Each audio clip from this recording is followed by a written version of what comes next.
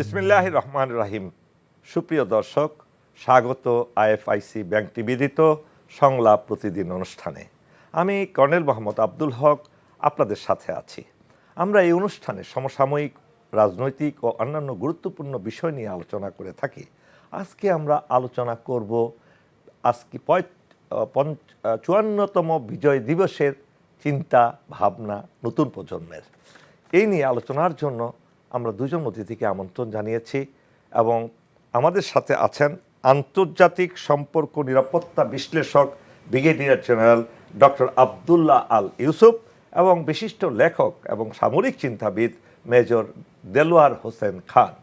আজকে আপনাদের সাথে প্রথমেই আমরা স্বাধীনতা যুদ্ধের জাস্ট এই বিজয়ের ক্ষণে আমরা চলে আসছি।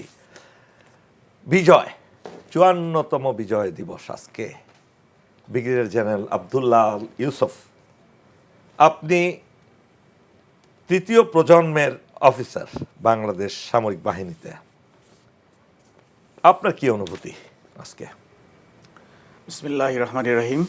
ধন্যবাদ কর্নেল হক এবং আপনার মাধ্যমে এনটিভিকে ধন্যবাদ এবং একই সাথে দর্শক শ্রোতাদেরকে সালাম এবং বিজয় দিবসের শুভেচ্ছা। আসসালামু আলাইকুম। আজকের যে 54তম বিজয় দিবস, এটা অবশ্যই অত্যন্ত তাৎপর্যপূর্ণ, কারণ এই প্রথম আমার ব্যক্তিগতভাবে একটা ফিলিং হচ্ছে যে আমরা আমাদের অর্জিত বিজয়, যেটা আমাদের সম্পদ, যেটাকে আমরা অর্জন করেছি, সেটাকে আমরা পরিপূর্ণভাবে উদযাপন করতে পারছি। কারণ এতদিন পর্যন্ত স্বাধীনতার পর থেকেই, 71-এর স্বাধীনতার পর থেকে আমরা যে জিনিসটা দেখে আসছি, এই বিজয় দিবসটাকে একটি দল, শেখ সাহেব, তার কন্যা শেখ হাসিনা এবং আওয়ামী লীগ, তারা এটাকে অনেকটা তাদের একটা পৈতৃক সম্পত্তিতে পরিণত করেছিল। তারা এমন একটা পর্যায়ে দেশটাকে নিয়ে গিয়েছিল যেখানে স্বাধীনতা, মুক্তি সংগ্রাম মানেই হচ্ছে আওয়ামী লীগ, এরকম একটা ধারণা তারা সবাইকে দেওয়ার চেষ্টা করেছে। ফলে এখানে একটা আমাদের ভিতরে একটা সেন্স অফ ডিজোনিং মনে হচ্ছে, যেটা আমাদের বিজয় না। যারাই এই আওয়ামী লীগ কিংবা শেখ হাসিনার বিপক্ষে কোনো কথা বলতো, তাদেরকে প্রচার করা হতো স্বাধীনতার বিপক্ষের শক্তি হিসেবে। এমনকি যারা মুক্তিযুদ্ধ করেছে, গায়ে রক্ত দিয়েছে, সে সমস্ত লোক বা তাদের বংশধরেরাও যদি কখনোই এই দলটির বিরুদ্ধে কোনো কথা বলেছে, তাদেরকে মার্কিং করা হয়েছে, তাদেরকে সবার সামনে তুলে ধরা হয়েছে স্বাধীনতার বিপক্ষের শক্তি হিসেবে। কাজেই একটা বিজয়ের যে মৌলিক চরিত্র, যে একটা জনগোষ্ঠী একটা স্বাধীনতার উদ্দেশ্যকে, স্বপ্নকে, লক্ষ্যকে সামনে রেখে ঐক্যবদ্ধ হবে, সুসংহত হবে এবং নিজেদের রক্ত ঝরিয়ে অনেক ত্যাগ তিতিক্ষার মাধ্যমে একটা বিজয়কে অর্জন করবে, এই অর্জনটা কেমন যেন আমাদের মনে হতো এটা আমাদের কাছ থেকে লুট হয়ে গেল, এই বিজয়টা আর আমাদের নেই, এটা আওয়ামী লীগের বিজয় হয়ে গেছে। সো এই প্রথম আমরা এই ফ্যাসিবাদের পতনের পর আমি ব্যক্তিগতভাবে অনুভব করছি যে আজকে সত্যিকার অর্থে আমরা একটা বিজয় দিবস পালন করছি। এক্সিলেন্ট, আপনার অনুভূতির জন্য এ পর্যায়ে আমি মেজর দেলোয়ার হোসেন খান আপনার কাছে জানতে চাব, এই যে আমাদের 5ই আগস্টের একটা বিপ্লব হয়ে গেল, এই বিপ্লবটা কেন হলো, কেন আমরা স্বাধীনতার কথা বলে গণতন্ত্র, সাম্য, সামাজিক ন্যায় বিচার ইত্যাদি অর্জন করার জন্য যে 71 সালে স্বাধীনতা যুদ্ধ করেছে আমাদের বাংলাদেশ সেনাবাহিনীর নেতৃত্বে দেশের আপামর জনসাধারণ, এটাই বাস্তবতা। কিন্তু আজকে এই বিজয়ের পুরো অর্জনটাকে ভারতের প্রধানমন্ত্রী তিনি তার বক্তব্যে বলেছেন এটা তাদের বিজয়, আমাদের বিজয় নয়। এই প্রসঙ্গে আপনার অনুভূতি কি? ধন্যবাদ স্যার। আমি এনটিভি সকল দর্শককে সালাম জানাচ্ছি। আসসালামু আলাইকুম। আপনার দুটো প্রশ্ন ছিল স্যার। প্রথমেই হচ্ছে আমাদের 5ই আগস্টের বিপ্লব কেন হলো, আর দ্বিতীয়ত হচ্ছে আমাদের পাশের রাষ্ট্রের রাষ্ট্রপ্রধান আমাদের বিজয়কে তাদের বিজয় বলে চিহ্নিত করে কৃতিত্ব হরণের যে চেষ্টা করলো। প্রথমত আমি ব্যক্তিগতভাবে বিলিভ করি স্যার যে আল্লাহর যখন গজব আসে অথবা রহমত আসে, দুইটাই কিন্তু একটা সাইনের মাধ্যমে আসে, অন্য একটা মিডিয়ামের মাধ্যমে আসে।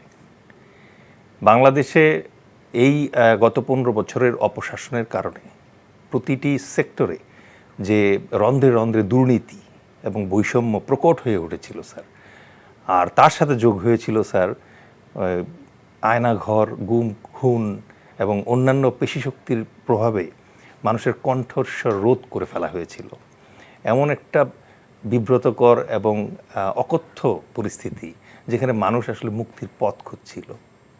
আমাদের ছাত্ররা তাদের যে বৈষম্য বিরোধী আন্দোলন শুরু করলো, ক্রমাগত সেটা 9 দফা থেকে 1 দফা। এই 1 দফা হওয়ার পিছনে মূল কারণ ছিল কারণ আমরা সবাই বৈষম্যের শিকার হতে শুরু করেছিলাম এবং গুটিকত লোক বাদে যারা বিগত শাসনের বেনিফিশিয়ারিজ ছিলেন তারা বাদে আমরা সবাই আসলে বোধ করতে শুরু করেছিলাম যে আমরা বৈষম্য এবং বঞ্চনার শিকার স্যার। সেই প্রেক্ষিতে ছাত্রদের যে দাবি তার সাথে একাত্মতা ঘোষণা, এটা বিশেষভাবে আলাদা করে ঘোষণা দেওয়ার প্রয়োজন হয়নি, অটোমেটিক্যালি এটা একটা দাবিতে পরিণত হয়ে গেল। যেখানে স্যার এবারই প্রথম ডিওএইচএসের মতো জায়গায়, স্পেশালি মিরপুর ডিএইচএসে আপনার নেতৃত্বে অবসরপ্রাপ্ত সামরিক অফিসার যারা আছে, যারা নর্মালি অ্যাপলিটিক্যাল একটা স্ট্যান্স বজায় রাখার চেষ্টা করেন, তারা তাদের পরিবারবর্গ সবাই মিলে রাস্তায় নেমে এসেছিল। সুতরাং আমি আবারও বলবো এটা আল্লাহর রহমত, কারণ এই রকম নর্মালি এবং আউট অফ দ্য বক্স যদি এই ঘটনাটি না ঘটতো, আল্লাহ যদি না ঘটাতেন এভাবে, তাহলে নর্মাল যে সকল প্রচলিত পদ্ধতি আছে তাতে গত 15 বছরে যেহেতু এই শাসকদেরকে পরাভূত করা সম্ভব হয়নি, হয়তো আরও 15 বছরে সম্ভব হতো না। এবং এই অবিচার এত বেশি হয়ে গিয়েছিল, মায়েদের কান্না এত বেশি হয়ে গিয়েছিল যে আল্লাহর পক্ষ থেকে এটা রহমত আকারে এসছে স্যার। সো এই কারণে আমি বলবো যে এই বৈষম্য বিরোধী আন্দোলনের মাধ্যমে 5ই আগস্টে যা আমরা অর্জন করেছি এটা মূলত আল্লাহর ইচ্ছা, আলহামদুলিল্লাহ। দ্বিতীয়ত যে প্রশ্নটি আপনি করেছেন স্যার, এই প্রশ্নটি আসলে ইন্ডিয়ান হেজমনি, এটার শিকার আমরা 1947 সাল থেকেই শুরু আমাদের। আমি এই প্রশ্নটা উত্তর দেওয়ার ক্ষেত্রে কয়েকটা জিনিস কনসিডারেশনস রাখতে বলবো স্যার। প্রথমত হচ্ছে যে 1948 সালে স্বাধীনতার 1 বছরের মাথায় এই ভারত হায়দ্রাবাদ নামের যে রাষ্ট্রটি ছিল স্যার, অত্যন্ত উন্নত একটি রাষ্ট্র স্যার। হায়দ্রাবাদ এর নিজামের রত্নভাণ্ডারের কথা সাহিত্যিকরা লিখতেন। সেই হায়দ্রাবাদকে তারা অপারেশন পোলোর মাধ্যমে দখল করে নেয় স্যার 5 দিনে। একটা স্বাধীন রাষ্ট্র, ম্যাপ আছে নিজস্ব, পতাকা আছে নিজস্ব কারেন্সি আছে। তখনকার দিনের ইউএন অ্যাসেম্বলিতে তাদের আসন ছিল, সেখান থেকে একটা রাষ্ট্রকে স্যার তারা দখল করে ফেলল। 1976 সালে সিকিমকে স্যার অন্য আরেকটি কায়দায় স্যার এমন পরিস্থিতি ক্রিয়েট করা হলো যে সিকিমের গভর্নমেন্ট ইন্ডিয়ান আর্মিকে দাওয়াত দিল যে আমাদের দেশে আসো, রাজতন্ত্র হটাও। ইন্ডিয়ান আর্মি সিকিমে যাওয়ার পর একটা গণভোটের আয়োজন করলো। সবাই হয়তো ভাববে যে এই গণভোট হয়তো ছিল যে রাজতন্ত্র থাকবে না গণতন্ত্র থাকবে সে ব্যাপারে, কিন্তু আসলে তা না স্যার। গণভোটটি ছিল হচ্ছে ভারতের 22তম প্রদেশ হিসাবে সিকিম অন্তর্ভুক্ত হবে কি না, হ্যাঁ অথবা না। এবং সারপ্রাইজিংলি 97% ভোট কাস্ট হলো স্যার যে তারা নিজস্ব স্বাধীনতা বিসর্জন দিয়ে ভারতের সাথে অঙ্গীভূত হয়ে যাবে স্যার। এই দুটো ঘটনা আমাদেরকে মনে রাখতে হবে, কারণ আন্তর্জাতিকভাবে স্যার দুইটা স্বাধীন রাষ্ট্রকে গিলে ফেলার এই দুইটাই হচ্ছে লেটেস্ট উদাহরণ স্যার।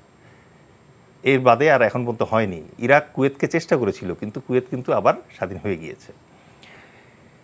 এই দুটো জিনিস মাথায় রেখে স্যার 7 সিস্টার্সে ইন্ডিয়ার যে ইন্টারেস্ট, একমাত্র সেই শিলিগুড়ি করিডোর ছাড়া আর তো যাওয়ার কোনো জায়গা নেই স্যার। সুতরাং উপায় একটাই, সেটা হচ্ছে বাংলাদেশের ভূমি ব্যবহার করতে হবে। এই বাংলাদেশের ভূমি ব্যবহার করার জন্য তাদের হাতে অপশন ছিল 2টা।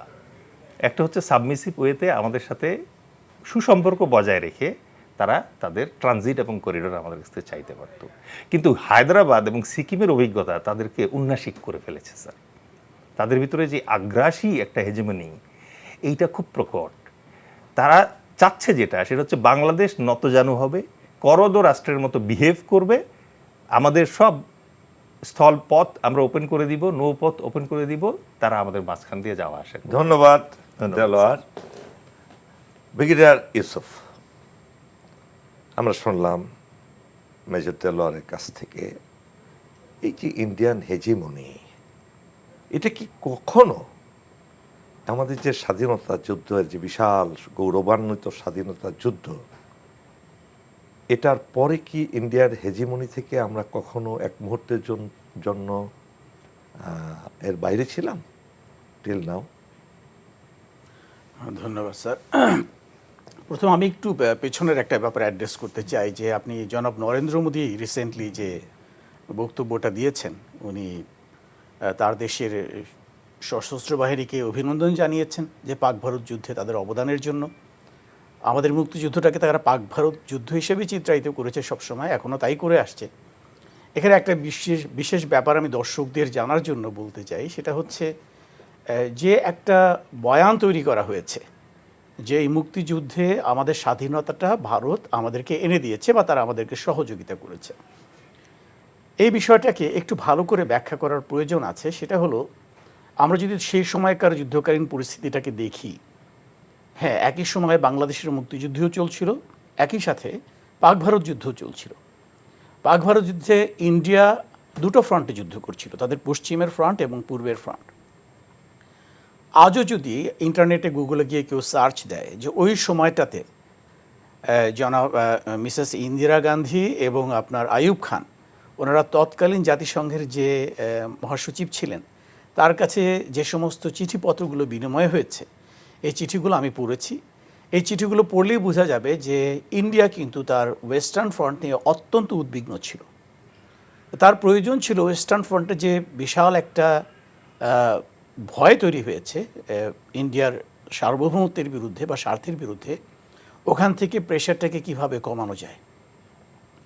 আমরা যারা সামরিক বিদ্যা নিয়ে লেখাপড়া করি, আমরা থিয়েটার অফ অপারেশনসের কথা বলে থাকি।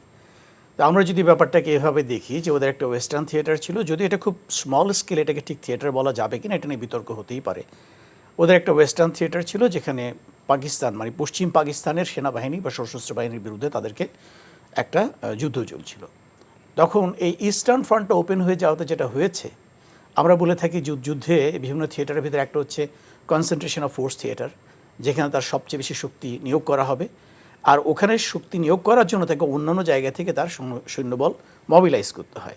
এই জন্য তাকে কোনো একটা জায়গাতে ইকোনমি করতে হয়, এটাকে আমরা বলি ইকোনমি অফ ফোর্স থিয়েটার। তারপরে নর্থে যেরকম ছিল চায়না, ওখানে তারা ছিল ডেফার্ড থিয়েটার। ওখানে কারাকরম হাইওয়ে তখন ক্লোজ ছিল বরফের কারণে, বিভিন্ন কারণে।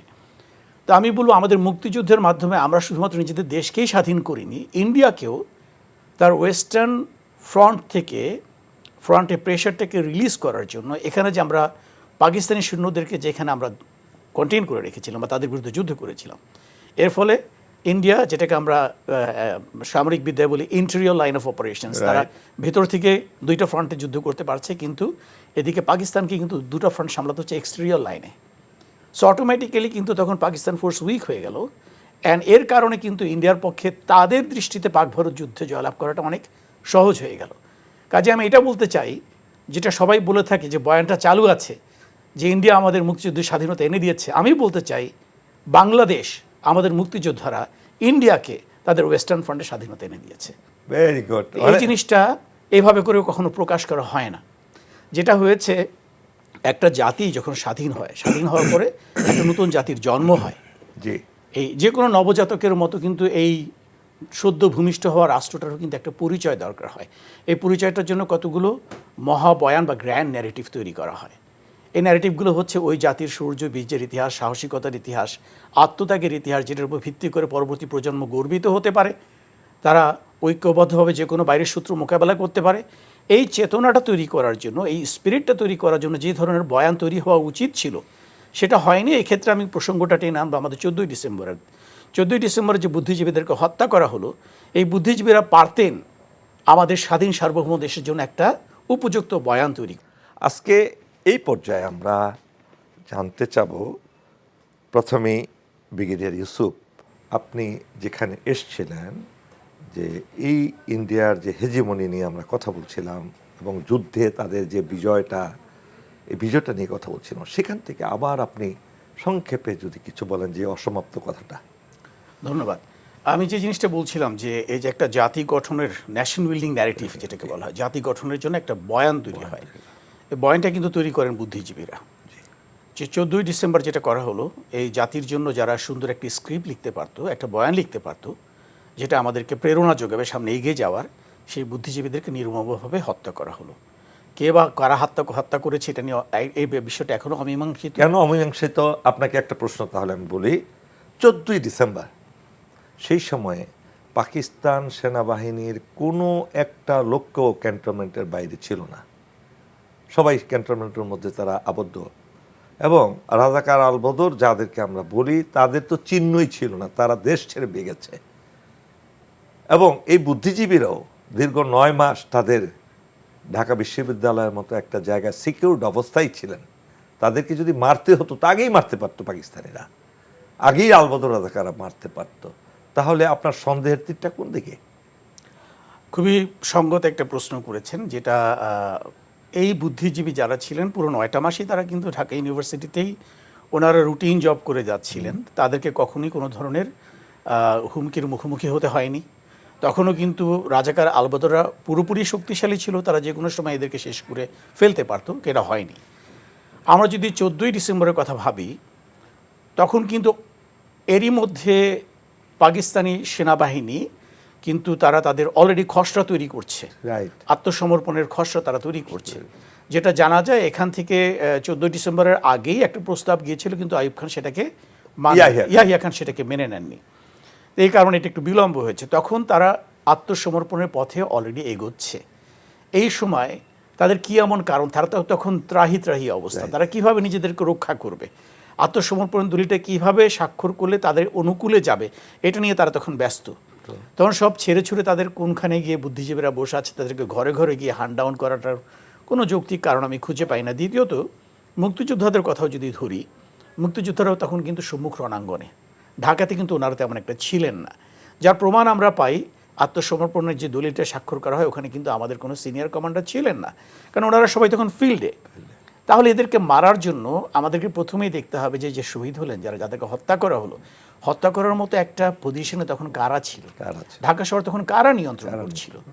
এটা থেকে এই জিনিসটা পরিষ্কার বোঝা যাওয়ার কথা। বাট আমি তদন্ত ছাড়া কোনো কথা বলতে চাই না, বাট এই বিষয়গুলো নিয়ে আসলে তদন্ত হওয়া উচিত ছিল।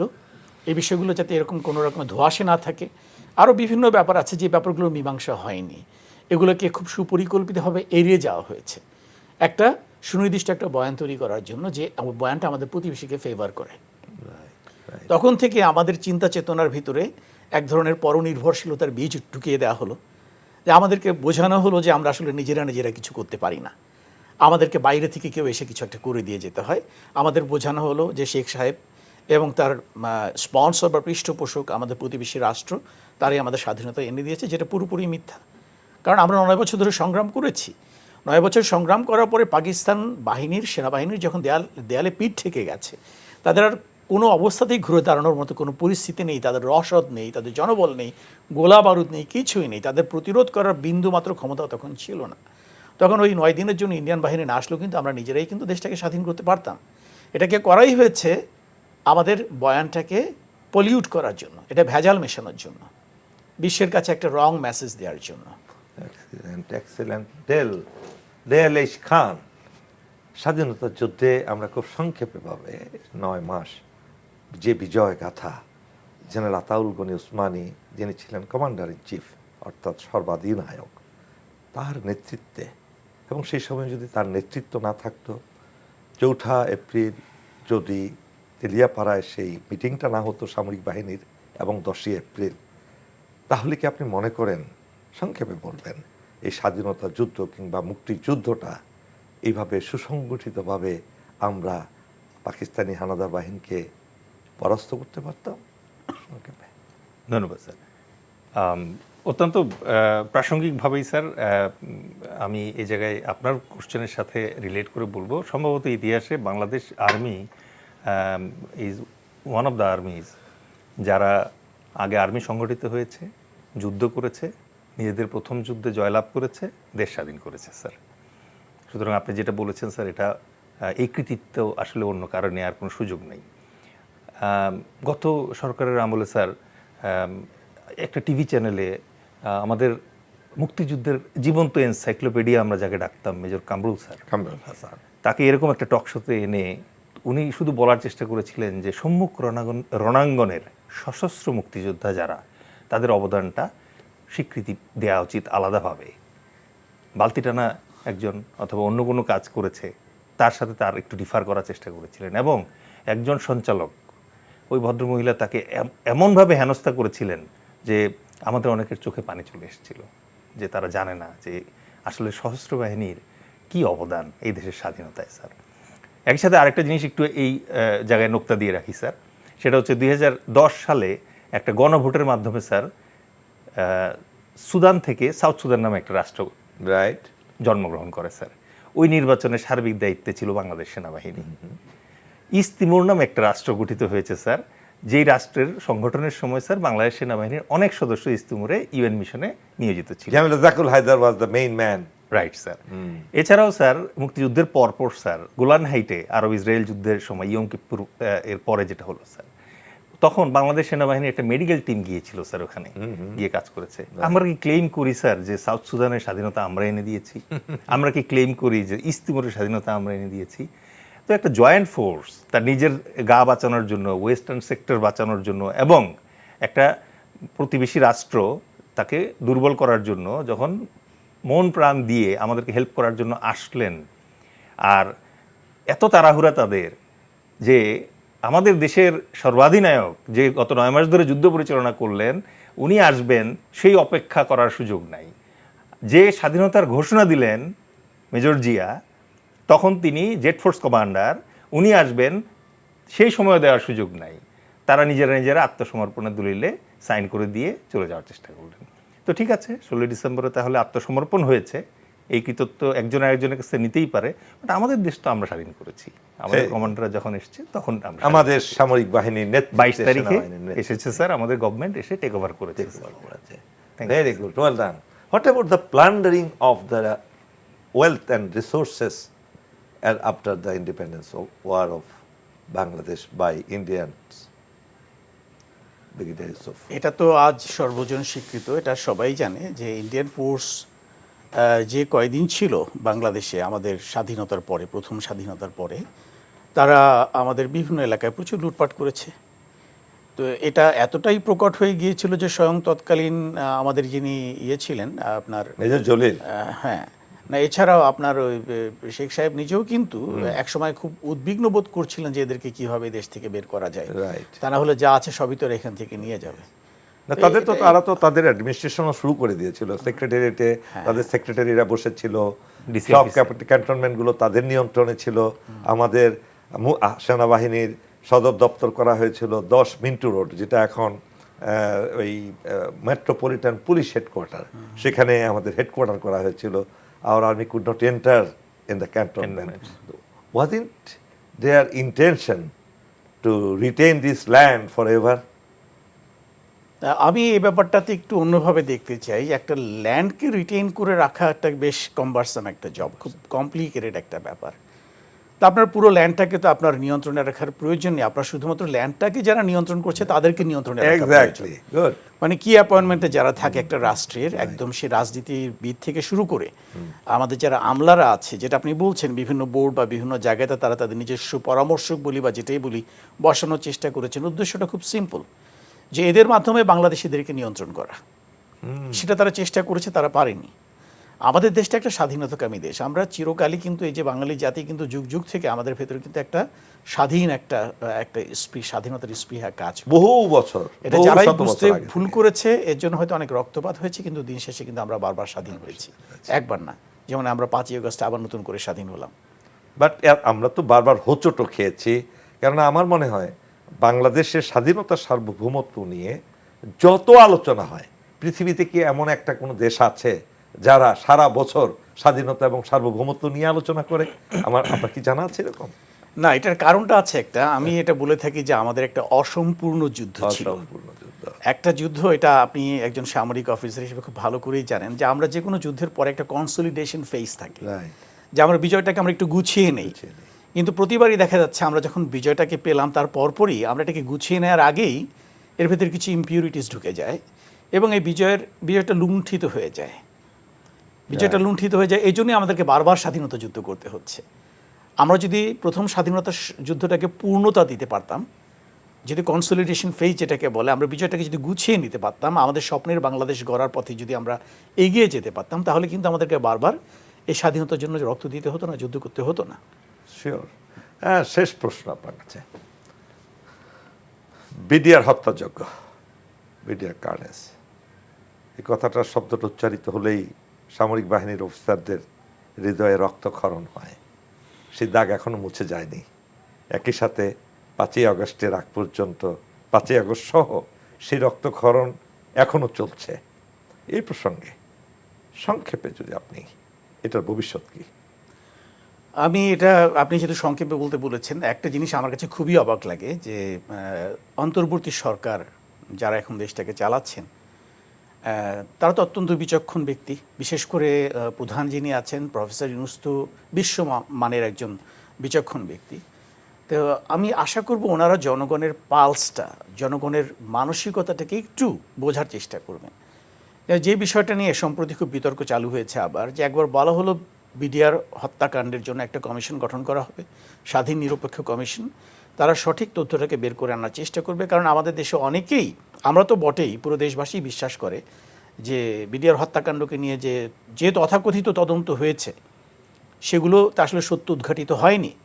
এর ভিতরে অনেক অজানা তথ্য রয়ে গেছে যেটা মানুষ জানতে চায়। এটা মানুষের জানার অধিকার। আমার ভাই কেন হত্যা হলো, আমার বোন কেন ধর্ষিতা হলো, বা অন্যান্য যে সমস্ত দুর্ঘটনাগুলো ঘটলো কেন, এটার উত্তর তো আমরা রাষ্ট্রের কাছে চাইতেই পারি। অবশ্যই। তো এইটার জন্য যদি একটা স্বাধীন তদন্ত কমিশনের যদি একটা ডিম্যান্ড, একটা দাবি যদি উঠে, সেটাকে পাশ কাটিয়ে যাওয়ার প্রবণতা কেন? তখন মনে হয় যে ওনারা আসলে কাদের পরামর্শে চলছেন। যে কোনো সরকারেরই উচিত জনগণের দিকে তাকানো, জনগণের ভালোবাসা, জনগণের যদি সাপোর্ট। স্বাধীন কমিশন করা হয়, এতে তো সরকারের মাথা ঘামানোর কোনো প্রয়োজন নেই। একটা আলাদা কমিশন গঠিত হবে, বিচারক কিংবা বিচারপতি নিয়োগ হবে, আলাদা সদস্য নিয়োগ হবে, তারা তাদের কাজ করবে। এখানে তো সরকারের তেমন একটা সম্পৃক্ততা নাই, other than writing a letter to the people. Isn't it? Why to take it so seriously that government cannot work or something like that? Why? ওনারা যে ঠুনকো যুক্তিটা দিচ্ছেন যে দুটো মামলা চলমান আছে, এই অবস্থাতে আলাদা করে কমিশন গঠন করার প্রয়োজন নেই। আমার প্রশ্নটা হচ্ছে, যদি কমিশন গঠন করা হয়, সেটা কি তদন্তের সঙ্গে কোনোভাবেই সাংঘর্ষিক? মোটেই না। আমি নিজে আইনজ্ঞ নই, কিন্তু আমি বেশ কয়েকজন আইনজ্ঞের কথা শুনেছি যে দুটো জিনিস কিন্তু প্যারালালি চলতে পারে, এখানে কোনো সমস্যা নেই। একই সাথে এটার যে মামলা চলছে, মামলাটাও চলতে থাকুক, পাশাপাশি যদি কোনো স্বাধীন নিরপেক্ষ কমিশন এটা নিয়ে আরও এমন কিছু তথ্য যেটা হয়তো ওই মামলার স্বার্থে প্রয়োজন না হতে পারে, কিন্তু আমাদের ইতিহাস সংরক্ষণের স্বার্থে, আমাদের যে কি বলবো, আমাদের যে জিজ্ঞাস্য যেগুলো, যে কেন এটা হলো, এটা কিভাবে অ্যাভয়েড করা যেত, ভবিষ্যতে এই ধরনের কাজ কি পুনরাবৃত্তি কিভাবে এড়ানো যায়, এগুলো জানার জন্য তো আমাদের একটা ডেলিবারেট এটা নিয়ে গবেষণা হওয়া উচিত, এটা নিয়ে রিসার্চ হওয়া উচিত। তো কমিশন গঠন হলে তো ক্ষতির কিছু দেখি না। তো এই ব্যাপারে কেন যে ওনাদের আপত্তি বা কেন ওনারা এটাকে এড়িয়ে যেতে চাচ্ছেন, সেটা আমার কাছে আপনার মতো একটা বড় প্রশ্ন। অনেক ধন্যবাদ ব্রিগেডিয়ার ইউসুফ এবং মেজর দেয়ালিস খান। প্রিয় দর্শক, এতক্ষণ আমরা আমাদের 54তম বিজয় দিবসে আলোচনা করলাম। আমরা তৃতীয় প্রজন্মের সামরিক অফিসারদের কাছ থেকে তাদের অনুভূতি জানলাম। আমার এই অনুষ্ঠানের মাধ্যমে আমরা পুরো জাতিকে একটা মেসেজ দিতে চাচ্ছি, এই যে বাংলাদেশ নামক রাষ্ট্রটি প্রতিষ্ঠিত হয়েছিল বাংলাদেশের সেনাবাহিনীর নেতৃত্বে, দেশের আপামর জনসাধারণের অংশগ্রহণের মাধ্যমে। এটা কারো দয়ার দান নয়, এটা কেউ আমাদেরকে উপহার দেয়নি, এটা আমরা অর্জন করেছি। এই অর্জনটাকে আরও শক্তিশালী করার জন্য আমাদের পুরো জাতিকে, ধর্ম, বর্ণ, আদর্শ নির্বিশেষে সকলকে একত্রিত হয়ে এই দেশটাকে আরও শক্তিশালী দেশ হিসাবে আমরা পরিণত করব, এই প্রত্যয় নিয়ে আজকে আমরা আইএফআইসি ব্যাংক নিবেদিত এই সংলাপ প্রতিদিন অনুষ্ঠান শেষ করছি। আমাদের সাথে থাকার জন্য আপনাদের সকলকে ধন্যবাদ। আল্লাহ হাফেজ।